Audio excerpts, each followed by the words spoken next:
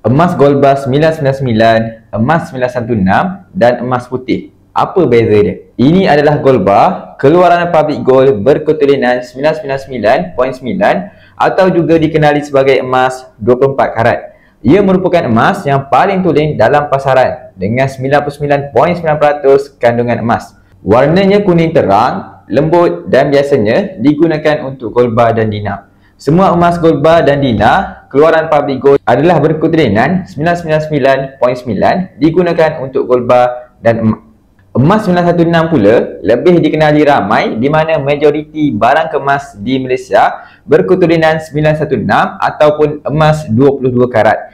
Ia mengandungi 91.6% emas dengan baki peratusan merupakan logam lain.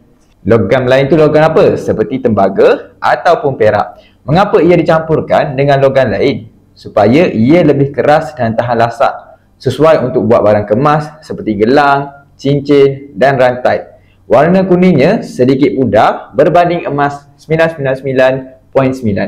Emas putih atau white gold mempunyai keturunan emas yang jauh lebih rendah. Ada yang dikenali dengan emas 750 atau 18 karat yang mana ia mengandungi 75% emas, dan ada juga emas 375 yang mengandungi keturunan emas serendah 37.5% sahaja.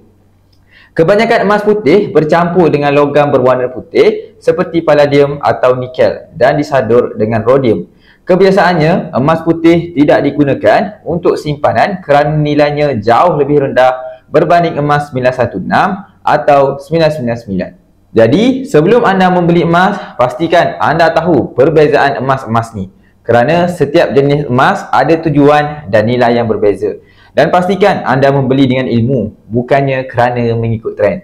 Bagi yang berminat untuk memulakan simpanan emas 999.9 bersama Public Gold, anda boleh rujuk pin video saya untuk 5 langkah daftar akaun Public Gold dan saya akan bimbing anda dalam cara dan langkah-langkah simpanan emas yang terbaik untuk anda.